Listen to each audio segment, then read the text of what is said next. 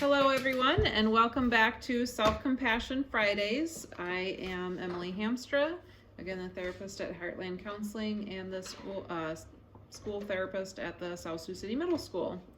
Today, for just a moment, joining me is my self-compassion helper, Cora.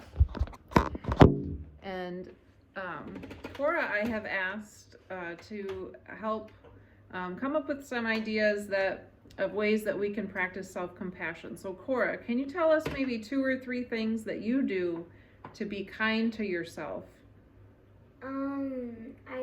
To like to calm down, I usually read a book or have my friends come over or draw. Oh, those are great.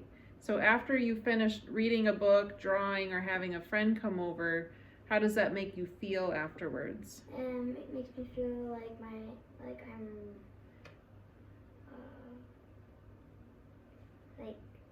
not really calm still, and just Oh, okay. Thank you, Cora, very much. All right, so this week we are on chapter 3, and the title of chapter 3 is Being Kind to Ourselves. So I'm just going to start reading, and hopefully you can follow along, and again there will be an exercise at the end. Sometimes with self-compassion, we also like to hug and give affection, and right now I've got some affectionate kids that are helping me out with my videos. And I'm going to practice self-compassion and self-awareness and just kind of get through this one step at a time. So as I defined it, self-compassion entails 3 core components. First, it requires self-kindness, that we be gentle and understanding with ourselves rather than harshly critical and judgmental. Second, it requires recognition of our common humanity, feeling connected with others in the experience of life rather than feeling isolated and alienated by our suffering. Third, it requires mindfulness, that we hold our experience in balanced awareness rather than ignoring our pain or exaggerating it. We must achieve and combine these 3 essential elements in order to be truly self-compassionate. This chapter and the next 2 focus on each component separately, as they are all equally important. We'll start with what is perhaps the most obvious ingredient of self-compassion, which is self-kindness. The path of self-kindness. Western culture places great emphasis on being kind to our friends, family, and neighbors who are struggling. Not so when it comes to ourselves. When we make a mistake or fail in some way, we're more likely to hit ourselves over the head with a club than put a supportive arm around our shoulder. Most likely, even the thought of comforting ourselves in this way seems absurd. And even when our problems stem from forces beyond our control, self-kindness is not a culturally valued response. Somewhere along the line, we get the message that strong individuals should be stoic and silent toward their own suffering, like John Wayne in a Western. Unfortunately, these attitudes rob us of one of the most powerful coping mechanisms when dealing with the difficulties of life. Self-kindness, by definition, means that we stop the constant self-judgment and disparaging internal commentary that most of us have come to see as normal. It requires us to understand our foibles and failures instead of condemning them. It entails clearly seeing the extent to which we harm ourselves through relentless self-criticism and ending our internal war. But self-kindness involves more than merely stopping self-judgment. It involves actively comforting ourselves, responding just as we would to a dear friend in need. It means we allow ourselves to be emotionally moved by our own pain, stopping to say, this is really difficult right now. How can I care for and comfort myself in this moment? With self-kindness, we soothe and calm our troubled minds. We make a peace offering of warmth, gentleness, and sympathy from ourselves to ourselves so that true healing can occur. And if our pain is caused by a misstep we have made, this is precisely the time to give ourselves compassion. The attachment and caregiving system is the next section. Our brains and bodies have the innate capacity to both give and receive care. It's part of our genetic inheritance. Not only does survival depend on the fight or flight instinct, it also depends on the tend and befriend instinct. In times of threat or stress, animals that are protective of their offspring are more likely to pass their genes successfully on to the next generation, meaning that caregiving behavior has a strong adaptive function. For this reason, all mammals are born with an attachment system, a set of behaviors that allow for strong emotional bonds between caregivers and their young. Unlike reptiles, who could care less about their offspring once they've slithered out of their eggs, mammals spend considerable time and energy nurturing their young, making sure they are adequately fed, warm, and safe. Mammals are born in an immature state. They can't take care of themselves as newborns, and they rely on parents to be their lifeline until they are ready to leave home. Evolution ensured that mammals could both give and receive nurturance, so that parents wouldn't abandon their children after birth, and children wouldn't wander off alone into the dangerous wild. The emotion of care comes naturally to us, because without it, our species would not be able to survive. This means that the capacity to feel affection and interconnection is part of our biological nature. Our brains are actually designed to care. The well-known psychologist Harry Harlow was one of the first to examine the development of the mammalian attachment system back in the 1950s.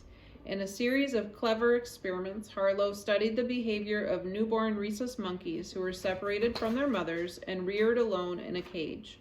The question was whether the baby monkeys would spend more time with a soft terry cloth pretend mother, or who offered at least some degree of warmth and comfort, or a stark wire mesh figure that held a milk dispensing bottle but provided little comfort. The answer was clear. The baby monkeys clung to their cloth mommies as if their life depended on it, only moving to the wire mesh figures long enough to take a drink. What's striking about this finding is that the emotional comfort offered by a snuggly cloth appeared to create a stronger drive in monkeys than food itself. Care was as powerful a survival need as nutrition. John Bowlby, another influential psychologist, worked in the same period, took the study of attachment a step further to humans. He proposed that infants develop a secure attachment bond to parents who their needs are consistently met. If children are consoled and supported by parents when they're upset or frightened, they learn to trust them. Every time a mom picks up and rocks her crying baby, the baby starts to feel that the world is a safe place, that he or she can turn to mom for support when needed. This then allows children to use their parents as a secure base, meaning they can safely explore the world around them because they know help is always at hand. If parents provide inconsistent support, however, or are cold and rejecting, children develop what's called an insecure attachment bond. This insecurity means that children can't trust their parents to soothe their distress, to kiss the owie and make it go away. They learn that the world is really not safe and their parents can't be relied upon. This tends to impair children's confidence in exploring the world, an impairment that often extends to adulthood. Bowlby argued that early attachment bonds with parents affect the formation of our internal working model of self in relation to others. This is an unconscious, deep-seated mental portrait of who we are and what we can expect from people. If children are securely attached to parents, they feel they are worthy of love. They typically grow up to be healthy and happy adults, secure in the belief they can count on others to provide comfort and support. But if children are insecurely attached, they tend to feel they are unworthy and unlovable, and that other people cannot be trusted. This creates a pervasive feeling of insecurity that can cause long-term emotional distress and affect the ability to form close, stable relationships later on in life. It probably comes as no surprise then that our research shows people who are securely attached have less self-compassion than those who are securely attached. In other words, our internal working models of self have a significant impact on how we treat ourselves, with compassion or contempt. And if our internal working models tell us that we can't rely on others to be there for us in times of need, we will not allow others to depend on them. We will not allow ourselves to depend on them.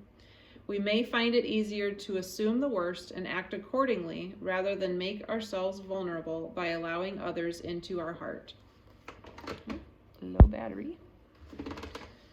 But in doing so, we cut ourselves off from human happiness. The good news is that our internal working models are not etched in stone and they can be changed. Because the ability to give and receive care is inborn, our attachment buttons can be reset.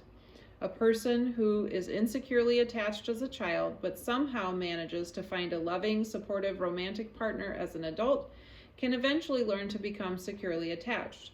Healthy romantic relationships allow us to realize that actually we are valuable and worthy of care, that others can be trusted to meet our needs. Skilled therapists can also help change insecure attachment bonds by providing unconditional support to their clients. The safe space and deep listening provided by a therapist allows access to the deep-rooted patterns formed in our childhood, bringing them to the surface so they can be reformed. Of course, there are problems with depending solely on other people to change how we feel about ourselves. Romantic relationships may end, therapists may move away or become unaffordable, and those we rely upon often have their own dragons to slay that prevent them from being there for us when we need them. Fortunately, we don't have to solely rely on others to change our self-views. When we consistently give ourselves nurturance and understanding, we also come to feel worthy of care and acceptance. When we give ourselves empathy and support, we learn to trust that help is always at hand. When we wrap ourselves in the warmth of embrace of self-kindness, we feel safe and secure. So the chemicals of care is up next. The power of self-kindness is not just an idea, some feel-good but insubstantial notion that doesn't really change anything. It's very real. When we soothe our pain, we are tapping into the mammalian caregiving system. And one important way the caregiving system works is by releasing oxytocin. Researchers have dubbed oxytocin the hormone of love and bonding because of the important role it plays in social relationships. For instance, one study found that levels of oxytocin measured in pregnant mothers during their first trimester predicted the strength of mother-child bonding after birth. Research has also shown that increased levels of oxytocin strongly increase feelings of trust, calm, safety, generosity, and connectedness, and also facilitate the ability to feel warmth and compassion for ourselves. Oxytocin reduces fear and anxiety and can counteract the increased blood pressure and cortisol associated with stress. Because thoughts and emotions have the same effect on our bodies, whether they're directed to ourselves or to others, this research suggests that self-compassion may be a powerful trigger for the release of oxytocin. Self-criticism appears to have a very different effect on our body. The amygdala is the oldest part of the brain and is designed to quickly detect threats in the environment. When we experience a threatening situation, the fight or flight response is triggered. The amygdala sends signals that increase blood pressure, adrenaline, and the hormone cortisol, mobilizing the strength and energy needed to confront or avoid a threat. Although this system was designed by evolution to deal with physical attacks, it is activated just as readily by emotional attacks from ourselves or others. Over time, increased cortisol levels lead to depression by depleting neurotransmitters involved in the ability to experience pleasure. There is also neurological evidence showing that self-kindness and self-criticism operate quite differently in terms of brain function. A recent study examined reactions to personal failures using functional MRIs. While in a brain scanner, participants were presented with hypothetical situations such as a third job rejection letter in a row. They were then told to imagine reacting to the situation in either a kind or self-critical way. Self-criticism was associated with activity in the lateral prefrontal cortex, and dorsal anterior cingulate, areas of the brain associated with error processing and problem solving. Being kind and reassuring towards oneself was associated with left temporal pole and insula activation, areas of the brain associated with positive emotions and compassion. Instead of seeing ourselves as a problem to be fixed, therefore, self-kindness allows us to see ourselves as valuable human beings who are worthy of care. When we experience warm and tender feelings towards ourselves, we are altering our bodies as well as our minds. Rather than feeling worried and anxious, we feel calm, content, trusting, and secure. Self-kindness allows us to feel safe as we respond to painful experiences, so that we are no longer operating from a place of fear. And once we let go of insecurity, we can pursue our dreams with the confidence needed to actually achieve them. So kids, would either one of you like to do a little exercise? What? Real quick? I just want to know what it is. Okay, so Cora's feeling a little bit anxious and vulnerable because she doesn't know what we're doing, but this is called a hugging practice. Okay, so hugging actually releases that same chemical oxytocin that we talked about, and it provides a sense of security, soothes distressing emotion, and calms cardiovascular distress. So one thing that we can practice when we're feeling a little bit off or stressed or under distress, lonely, any of those emotions, is just kind of embracing ourselves and giving ourselves a hug. And sure, it would be nice if we always had someone or something around to hug us back, but that's not always the case. So Cora and I are going to demonstrate what it can look like to give yourself a self-hug. So basically what you do is you just wrap your arms around yourself, squeeze really tight, maybe give it a little shake.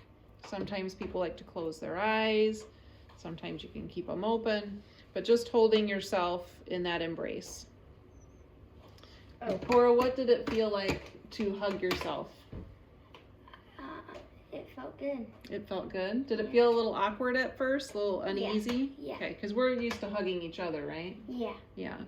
And I think most people aren't used to giving themselves a hug. But this week, the homework is to give yourself a hug during the day. I know it sounds corny. If you can, find someone or something to also reach out and extend that hug to. So again, when we react to ourselves with kindness and care, we're releasing those healthy hormones and those healthy chemicals to allow us to get to a place where we can access our wisdom and practice self-kindness. So that's it for today. Thank you for joining us. Cora, thank you for being a partner with me.